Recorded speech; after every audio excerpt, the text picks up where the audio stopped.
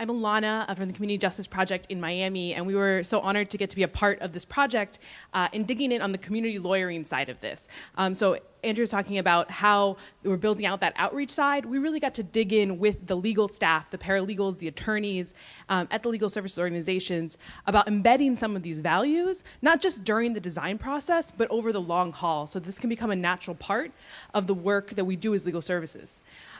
So what is community lawyering? So community lawyering is the idea that working with community, not only to serve, right, but really to understand what are the issues that are most important to directly impacted marginalized communities, so that we can be focusing our energies there and not what we think are the most important issues.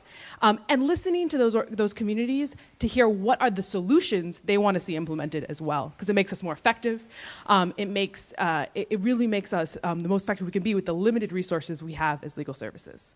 So we often use this analogy of a set of binoculars to kind of explain some of the core components of being a community lawyer. The casing, the thing that holds it all together that you can't do it without, is those relationships with community groups, right? And that might be a nonprofit established organization like Pathways for Change, or it might be a group of parents that are coming together with young people because they want to see change in their schools. Or it might be a group of tenants who are coming together for better housing conditions in a public housing unit, right? And so those relationships, building them out, not just for one-time interactions, but based on trust and long-term relationships, so we can get this feedback and hold ourselves accountable to the work over the long haul. And having those relationships lets us see through different lenses than we can if we're just triaging work one case at a time, right? It lets us see through the lens of racial justice to understand why racial disparities are happening and how understanding and naming that needs to be part of the solution if we're really going to get to bigger solutions to the issues we see in our waiting rooms. And root cause analysis, understanding what are the systems that are in place that has this stream of folks coming into our waiting room, right? If we only focus on serving 1,000 evictions but not understand why 10,000 evictions exist in our system, we're just gonna keep being in this cycle forever, right? I think if we can put all that together, what we really can have is an intersectional impact. Impacts that go beyond the silos of issue areas, that go beyond the silos that we create as lawyers, and really change the system for our communities. And so how do we do that? So we first started off just talking to the different programs. We had 3 different programs in the training about some of their thoughts and conceptions about the ideas before the training, right? And so most weren't familiar with community lawyering, but they knew of organizations in their community, but didn't really get a regular chance to deepen those, right? But they wanted to. They thought it made their work stronger when they could, and they wanted to do that. And we were really lucky, really on all metrics, that the employers like Leslie and other programs that we partnered with, the attorneys really felt like their employers wanted that to happen and created space for it. We also found that folks felt there were barriers to working across silos. So if you're a housing attorney, all you're seeing is housing work. If you're a family attorney, you're just seeing that. Even the way our clients and the community members experience the world isn't broken up like that. And the way that the issues are being presented isn't really that way either. They didn't feel like they were getting that chance to address the root causes. But they did see racial disparities an issue. That wasn't something that was a new idea for folks walking in the room. And their employers encouraged them to highlight and tackle those disparities. And so we started out by understanding our history. Like Andrea said, the history of legal services this is not rocket science new ideas, right? This is really about the history of Legal Services Foundation, about working with community, about really shaping ourselves in that way. And we also worked on understanding our own history as why we came to this work, really. 'Cause so often, these values were embedded in why folks wanted to become lawyers in the first place, and often gets lost under the weight of so much that has to be done that we're asked to do as legal services attorneys.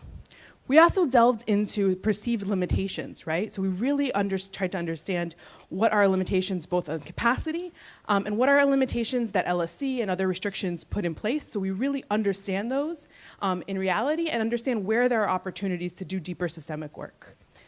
You can go to the next slide. We mapped community relationships. So we literally, and you can see there's a picture in the next slide, I think, took out and said, who are we working with in our community, right? And where are there holes in that? And maybe it's not a formal relationship with an MOU, but there's a church group I know that talks about this issue that's based in this neighborhood. And why don't we have anyone from this community on this map? So really taking the time to understand that, see what's up there, what's not, and where do we need to deepen that.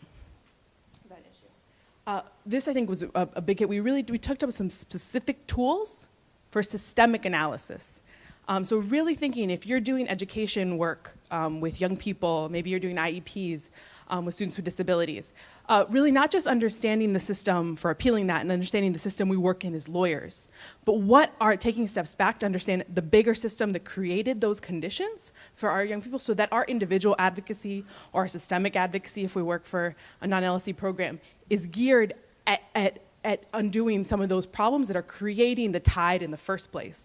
Again, so that we can use our limited resources for bigger impacts. So my wonderful co-facilitator, Dorcas Gilmore, who couldn't be here today. And then finally, we really talked about naming racial injustice, right?